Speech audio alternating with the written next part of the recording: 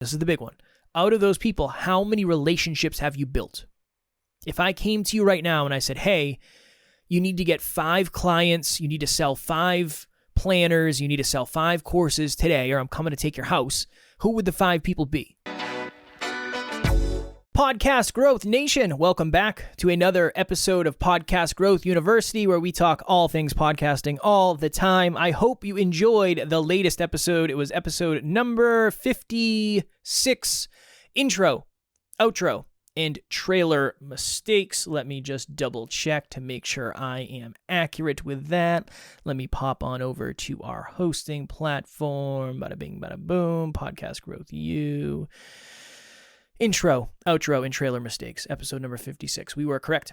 Today, for episode number 57, this is the sales equation you need to know. I'm actually very excited for this episode. I believe on the previous episode, I mentioned that I was going to do an episode titled, Is Good Enough Ever Enough? We'll do that next week. We talked about this with our team, and I've been talking with clients about this, and I thought it would just be a very valuable episode. Full transparency. I don't know if a lot of people are willing to share this information, so I don't know. I want to, because I want to make sure this podcast is as valuable as possible, so that's what I'm going to do.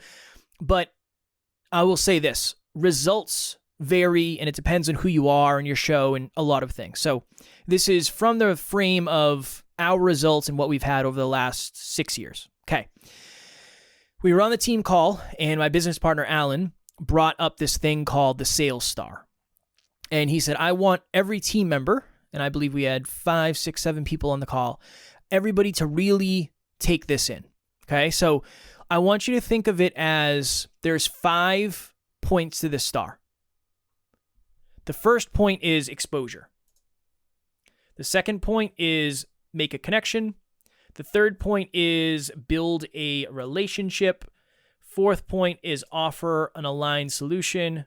Fifth point, create a meaningful follow-up, or participate in a meaningful follow-up, or something like that. Follow-up is really what it is. Okay. Exposure.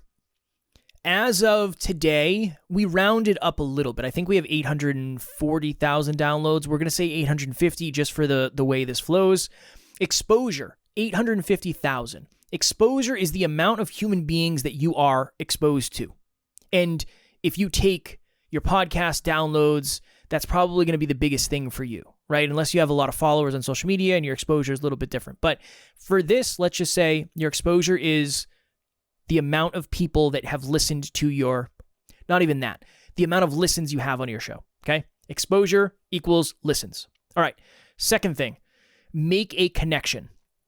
Out of the 850,000 listens we have probably made a connection with 85,000 people. So let's just say we have 85,000 people who have listened.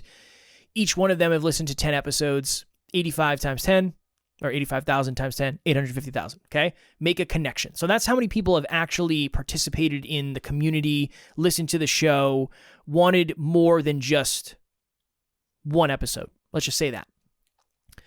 Okay, third point on the star, build a relationship. I can confidently say out of the 85,000 humans that have listened to the show, we have built a relationship with 8,500 of them. Whether that's connecting with them on social media, whether that's having them on an email list, whether that's having them show up to something, right? Just starting a conversation, whatever it may be. We have built a relationship with 8,500 of those people. I can say that confidently. It might even be a little bit more. We try to really, really do a good job of that, but again, it's really hard to know the numbers of this, but let's just say 8,500 for a round number. Out of the 8,500 people we have built a relationship with, we have offered an aligned solution to probably 850. Now, all that means is maybe we've done free calls, maybe we have messaged people on social media, maybe we have talked about something at a speech, whatever it may be. We've offered an aligned solution to 850 people. Number 5, meaningful follow-up. Right now, we have 85-ish clients, okay? 850,000 exposure. 85,000, make a connection. 8,500, build a relationship. 850, offer an online solution. 85 meaningful follow-up that leads to clients. This is the sales equation you need to know, because a lot of people are thinking that they're going to get a lot of listens on their podcast and that's going to lead directly to money. And again, if you're doing ads and sponsorships, this is all completely different. If you're doing merchandise and stuff, it's very different.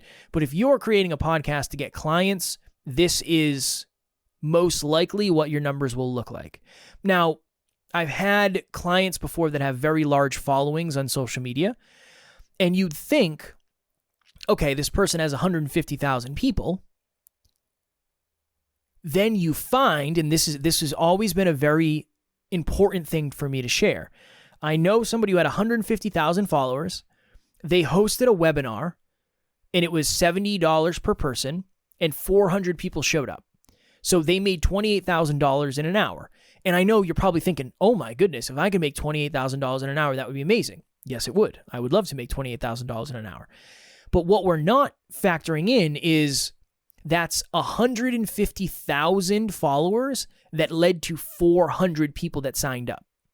Those numbers, they're not like this. I mean, it's not that drastic, but 150,000 to 400, that is a very small conversion rate, all things considered. So if you really think about that, I want that to help you create your expectations around your podcast. I have been on the phone with so many podcasters lately. We've just got a bunch of new clients, so I'm doing a bunch of new coaching calls and onboarding and seeing people's stats and figuring out how much money they're making in their business. And one of the most common things I come across is they think, well, I have 1,000 downloads, so I should be able to get some clients. I'm not saying you can't, but you're going to have to rely a lot on sales, and you're going to have to do it this way. You're going to have to get the exposure from the 1,000. You're going to have to figure out who are the 100 people that are actually listening. You're going to try to build a relationship with as many of them as humanly possible. Get on a free call. Give them access to something. Get them to join a Facebook group. Offer an aligned solution. And then keep moving your way down until eventually you have some sort of offer. Meaningful follow-up / offer. And yeah, you can get a couple clients for sure. It's a numbers game at the end of the day. I've had a lot of people that I know that have started podcasts because they think starting a podcast is a sexy thing to do. It's just another way to add something to your business or build your business or deliver content or build a community. It's no different than any of those other things. It's not necessarily easier to win in the podcast industry than YouTube or any business, really. It's easier in terms of producing content because you can be audio only and you can podcast from your house. Those are easier. But if you don't understand the sales equation that goes into actually making a meaningful amount of money, yes, you can make money with sponsorships. Yes, you can make money with ads. It most likely will not be a meaningful amount for many of us. And I'm not saying that to discourage you. I want you to have accurate expectations. I really want you to have accurate expectations. My question for you would be, are you putting as much effort into learning about sales as you are marketing your podcast? Because most likely you're going to have a sales conversation at some point. And that is where a lot of people get stuck. I know some people who are really good podcasters. They are really, really, really good podcasters. But they didn't start making money until they started doing the rest of the stuff. Having these conversations on social media, going through your story, figuring out who's watching it and starting to build relationships, liking other people's content, creating opportunities for your listeners to self-identify. This is really what we've done over the last 6 years. And again, is our conversion rate great? We're playing a different game because we're really building a multi-tiered business and we're setting ourselves up for the future as much as the current. So maybe your conversion rate will be a little bit higher. Maybe it'll be a little bit lower. Maybe it'll be a lot higher. Nothing wrong with that. I'm all for that. Maybe it'll be a lot lower. I've seen that too. But if you don't take the right steps, it's going to be very hard for you to win in the future, because I think this is what happens to a lot of us. We say, well, if I get to 1 million downloads, when I get to 1 million downloads, I hope I can get to 1 million downloads, then people will start giving me money. Well, if you think about the conversion rate, not as many as you think, and especially if you're not putting in the effort of actually figuring out what the sales conversations have to be. Now, you got to check in with your relationship with sales. I've mentioned this on here before. If you want to make money with your show, I would bet that you're going to have to learn it. And I don't I just don't want to see you fail. I don't want to see you have false expectations that set you up for failure, where you say, okay, when I get to 100,000 downloads, things will happen. I know people that have 100,000 downloads that don't have any clients. I worked with a client once who had, I think she had 375,000 downloads, and she was struggling to get clients because she wasn't doing this. She was saying, well, I'm posting on social, I'm posting on the podcast, I have a call to action on my podcast, nothing's happening. I understand. You're not the one who's having those issues. Most people are. It's not that you're the only person on the planet having those issues. That tends to be a byproduct of what actually happens for most of us. Think of it this way. Most shows are not going to be any of the top 10 shows on Apple Podcasts ever. Most of them won't be that. Many shows will never chart. So the strategy for those shows has to be different than the strategy for the other shows, right? Most of us are not going to have the most listened to podcasts on the planet. That's not going to happen for most of us. It can't. It's just a numbers game. So what we do has to be different than what the people at the top of the game are doing. Now, there's lessons and there's tips and there's tricks they can give, but it's going to be different. It's going to be different. So my question for you is, right now, if you had to guess, by looking at your numbers, you can figure out exposure. So how many listens do you have? Out of those people, how many people do you actually think are listening? And there's ways to look into these stats, but when you're making a connection, it doesn't necessarily mean there's somebody who's listening all the time. If somebody who, if 85,000 people listened and you had the opportunity to just build a relationship with them in some way, it doesn't mean they're listening every single week. Doesn't mean they're tuning into every single episode. It's just an outline, and it gives us kind of a framework to work off of, okay? How many connections have you made in terms of how many humans are actually listening? So how many people connected with your content? Podcast specific. Out of those people, and this is the big one, out of those people, how many relationships have you built? If I came to you right now and I said, hey, you need to get 5 clients, you need to sell 5 planners, you need to sell 5 courses today, or I'm coming to take your house, who would the 5 people be, right? Who are those warm leads? Who are the people that we actually know are part of the community? Who are the relationships? How many have we built? Hi there. This is Dr. Tarryn MacCarthy, and I am the host of the Business of Happiness podcast, which would not be in existence were it not for the one and only incredible Kevin Palmieri.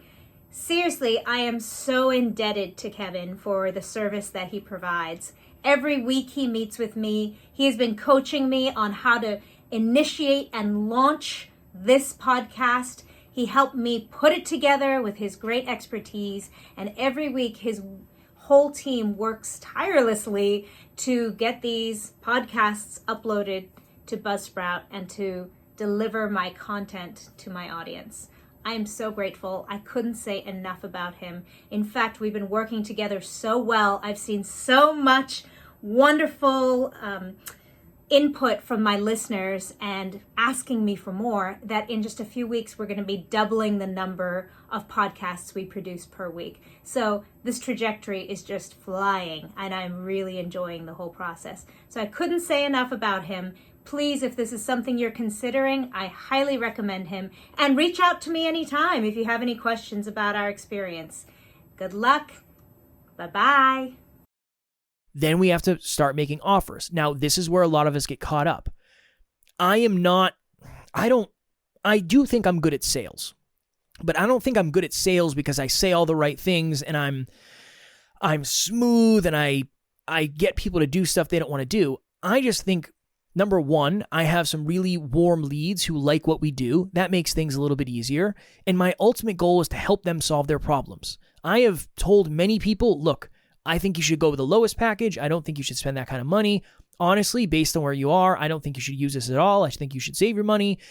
That's what an aligned solution is. An aligned solution, sometimes the most aligned solution is somebody not working with you.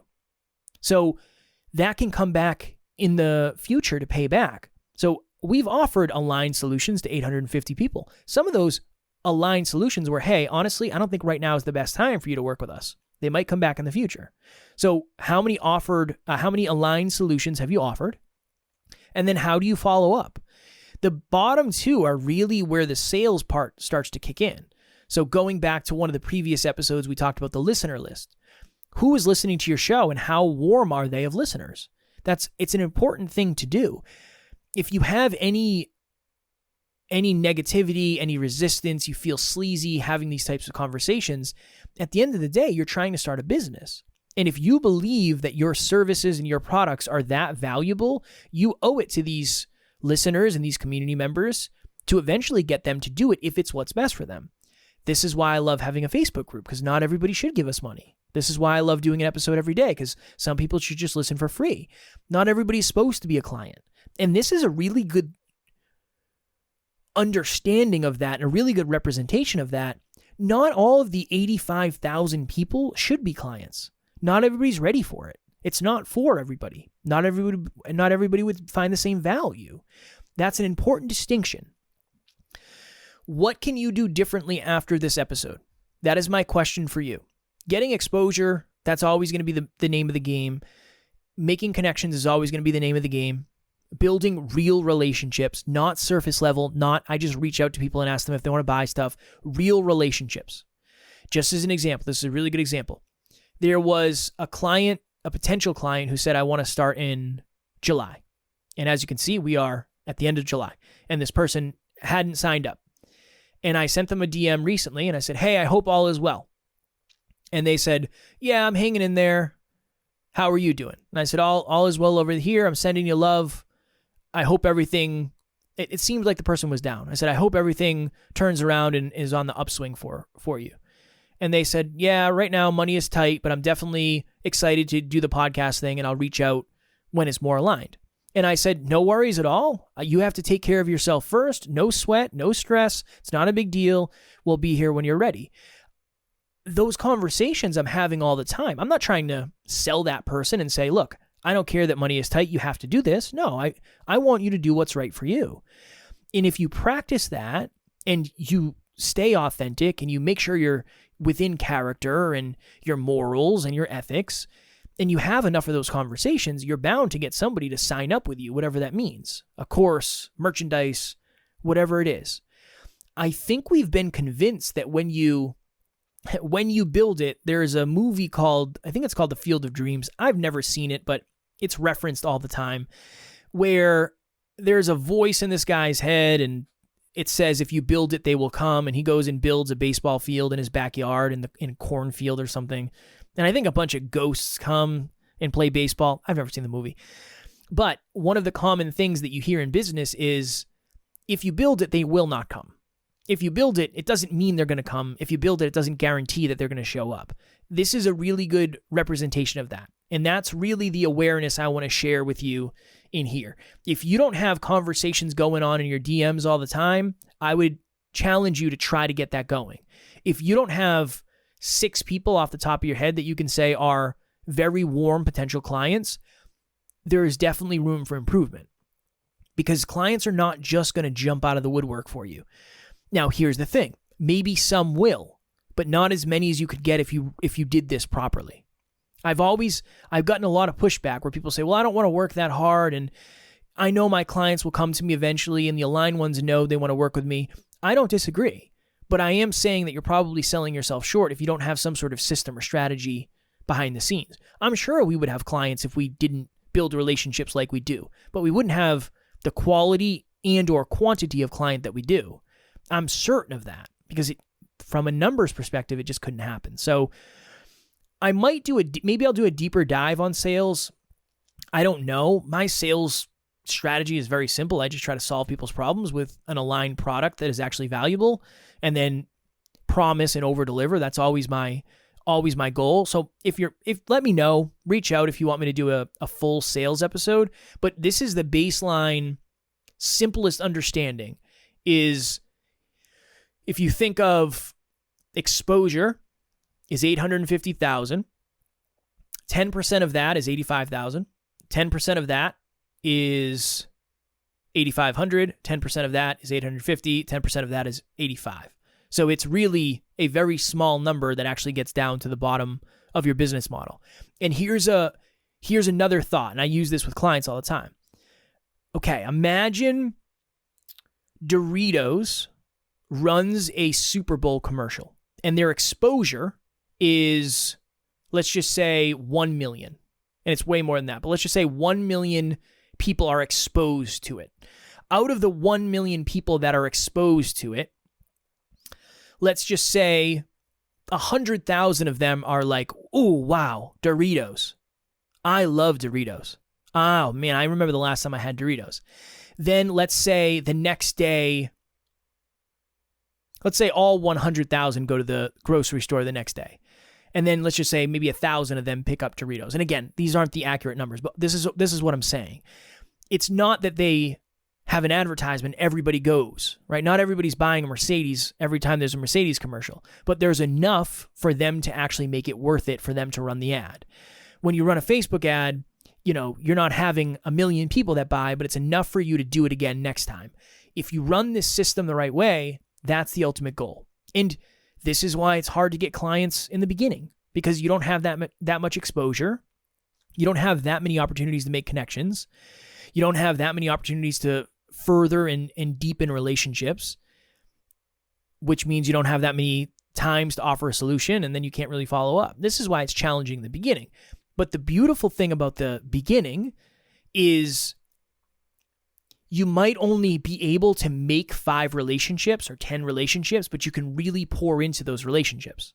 So if you do that right, if you can identify who are the 10 people listening to my podcast, I'm getting 17 downloads per episode. Who are the 10 people that listen to every single episode? If you can identify them and build a real relationship and start to have conversations, you might have 3 clients right there.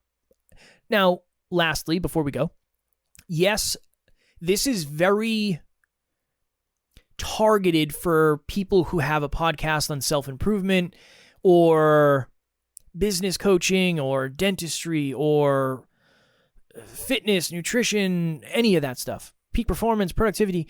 This is really good for a podcast who their monetization strategy is them teaching the content that they talk about on the podcast at a deeper level. So I will throw that out there, that this is not necessarily the same thing as if you're selling merch or you're doing other things. I've seen people try to do the merchandise, the cups, the t-shirts, whatever it is, and it's probably lower for a lot of people. For a lot of people, the conversion rate is actually lower than this. It doesn't mean you can't do it, but for many of us, it's not a really good long-term way to make money. So I wanted to share that. I don't think a lot of people are willing to share the numbers, the actual numbers. I know a lot of people are faking it. I know many people who say they have millions of downloads, but when you go and look, they have 0 reviews, and you can tell they don't have that many downloads. I don't know. I want to be honest. I want to be transparent. I'm happy to show you the numbers, and there's a really good lesson in it. And that's my ultimate goal. We're talking all things podcasting all the time. I want to make sure I'm giving you accurate data, as accurate as I can. So as always, if you have any questions on any of this, maybe your conversion rate is crushing it. Awesome. Go you. I'm pumped for you. Maybe your conversion rate isn't this, and you're saying, I'm getting 1,000 downloads a month and I'm not hearing from anyone. Okay. We can have a conversation around that for sure. My link will be below, as always. Free 30-minute podcast breakthrough session. I think I did 5 last week, maybe. It was a really good week for breakthrough sessions. It was awesome. I met a lot of great people, and I got to learn a lot about what's going on behind the scenes for them. So link will be below. Next week for episode number 57, I'm going to do the episode I said I was going to do today. Is good enough ever enough? What a question that is. As always, I appreciate you all very much. I hope the podcasting journey is going amazing. If you are feeling discouraged, keep your head up. If you are crushing it, keep your foot on the gas. Do not take your foot off the gas and lose momentum. Either way, I appreciate you all. Keep on podcasting, keep on crushing it, and I will talk to you all next week.